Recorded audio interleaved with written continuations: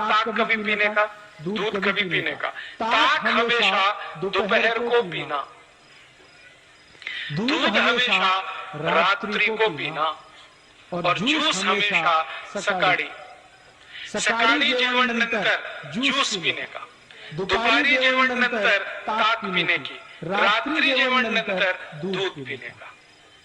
आप बोलेंगे ये क्या चक्कर है? सकाळी जूस, दोपहरी ताक और रात्रि को दूध। बात ऐसी है, हम जो भी कुछ पीते और खाते हैं, हमारे पेट में उसको हजम करने के लिए, पाचन करने के लिए कुछ रस की जरूरत पड़ती है, जिसको अंग्रेजी भाषा में एंजाइम्स कहते हैं। वो रस हमारे पेट में समय समय पर उत्पन्न होते हैं। ताक को पचाने के लिए, दही को पचाने के लिए जो रस चाहिए वो दोपहर को ही पेट में आता है ज्यादा। दूध को पचाने के लिए जो पाचक रस की जरूरत है वो सूर्यास्त के बाद ही पेट में पैदा होता है ज्यादा।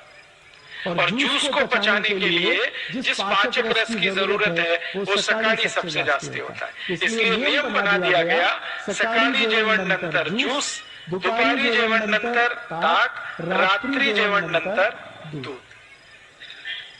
समझ गए?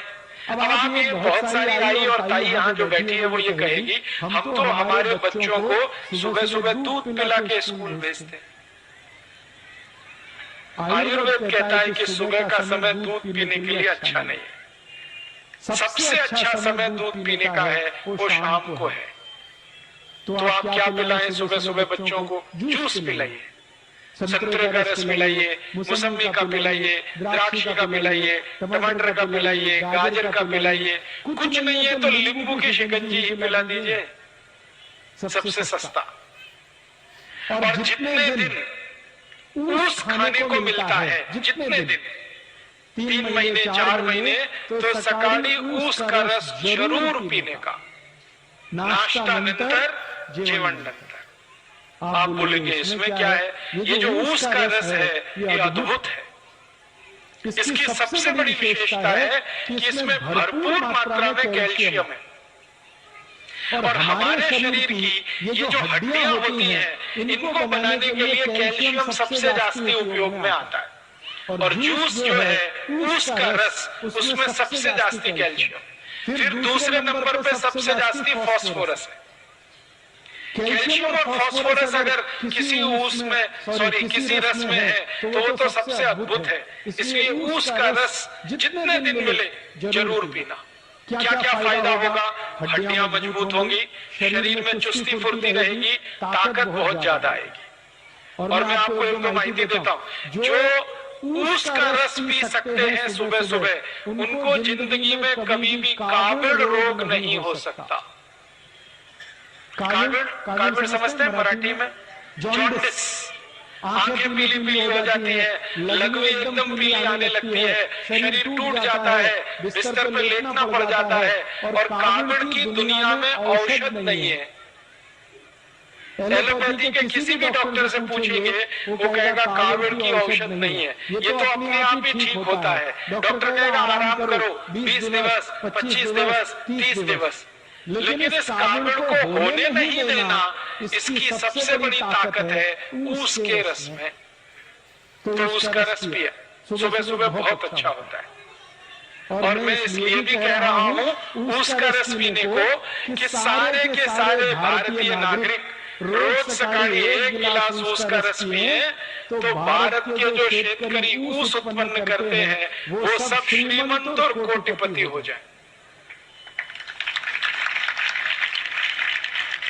आप बोलेंगे वो कैसे? अभी क्या होता है, जो शेतकरी ऊस उत्पन्न करते हैं वो सारा ऊस साकर कारखाने में जाता है। साकर कारखाना चलाने वाला तो कोटिपति और श्रीमंत हो जाता है, शेतकरी वहीं का वहीं रोडपति रह जाता है। मैंने संपूर्ण भारत का 3 बार प्रवास किया है, उत्तर, दक्षिण, पूरब, पश्चिम। जो भी शेतकरी ऊस उत्पन्न करते हैं सब गरीब हैं, रोडपति हैं। लेकिन उनके ऊस को साकर बनाने वाले जो श्रीमंत हैं और कोटिपति हैं, कारखाने के मालिक, वो सब उद्योगपति हैं। ये चक्कर क्या है? चक्कर बड़ा सीधा है। ऊस का भाव बहुत कम है, साखर का भाव बहुत जास्ती है। ऊस पैदा करने वाले शेतकरी को भाव कम ही है, लेकिन साखर बनाने वाले श्रीमंत को भाव सबसे जास्ती है। तो मेरा तो ये कहना है कि ऊस में से साखर बने, एक भी शेतकरी श्रीमंत नहीं हो सकता। अगर इसी ऊस का रस बिकने लगे और सारे भारतवासी पीने लगे, तो ऊस उत्पन्न करने वाला हर एक शेतकरी श्रीमंत होता है। और एक फायदा होता है, अगर ऊस का रस पिए ना, तो नपुंसकता की बीमारी कभी नहीं आती। मैं आपको एक छोटी सी माहिती देता हूं। अगर आपके घर में ऐसे कोई पति पत्नी है जिनका विवाह हो गया, लेकिन बच्चे उत्पन्न नहीं हो रहे, कभी किसी को भी हो सकती है, स्त्री में भी हो सकती है, पुरुष में भी हो सकती है। ऐसे किसी भी पति पत्नी को कहिए कि अगर बच्चा चाहिए तो ऊस का रस पियो। और क्या डालकर पियो? चूना डालकर पियो। चूना देखा है पान में जो लगाते हैं, वो चूना 1 ग्राम 1 गिलास ऊस के रस में मिला के 3-4 महीने से 5-6 महीने तक कोई भी पी ले, बड़े आराम से बच्चा हो जाएगा।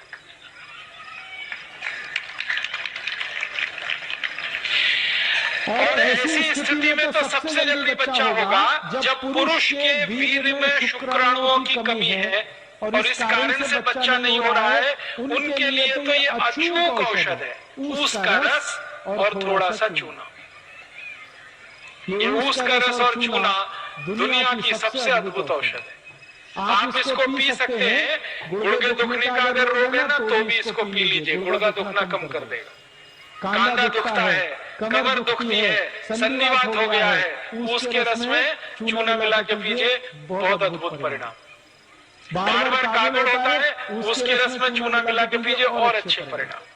नपुंसकता है, शारीरिक कमजोरी है, उसमें भी ये काम करता है। तो मेरा कहना है आयुर्वेद का नियम, सकाळी जेवणानंतर जूस पीने का, तो ऊस का रस सबसे अच्छा। दूसरे नंबर पर संतरे का रस, मौसमी का रस, द्राक्षी का रस, टमाटर का रस, गाजर का रस, और ये जितने भी रस आप पिएंगे, सबका पैसा शेतकरी समाज को ही मिलेगा। और शेतकरी समाज को पैसा मिलेगा, शेतकरी समाज श्रीमंत होगा। मेरी आपको एक छोटी सी विनती है, कुछ और रस आते हैं हमारे देश में बोतल में बंद, वो कभी नहीं पीना, वो सब खतरनाक है। जैसे बोतल बंद, बाटली में बंद एक रस आता है, पेप्सी कोला, एक Coca Cola, Thums Up, Limca, Citra, Mirinda, mango Frooti, ये सब बाटली में बंद आते हैं ना, और पैकेट में भी बंद आते हैं। ये खराब है, इनको नहीं पीना, क्योंकि इनमें दम नहीं है। आप बोलेंगे क्या दम नहीं है? इनमें है क्या? मैं विज्ञान का विद्यार्थी रहा हूँ, और विज्ञान के विद्यार्थियों के ऐसे 14 तरह के केमिकल मिलाए जाते हैं, और ये सब जहर हैं, सभी विष हैं। ये पेप्सी और कोका कोला में तो एक केमिकल मिलाया जाता है, उसका नाम है फॉस्फोरिक एसिड। ये फॉस्फोरिक एसिड से आप जानते हैं क्या बनता है? संडास साफ करने वाला हार्पिक।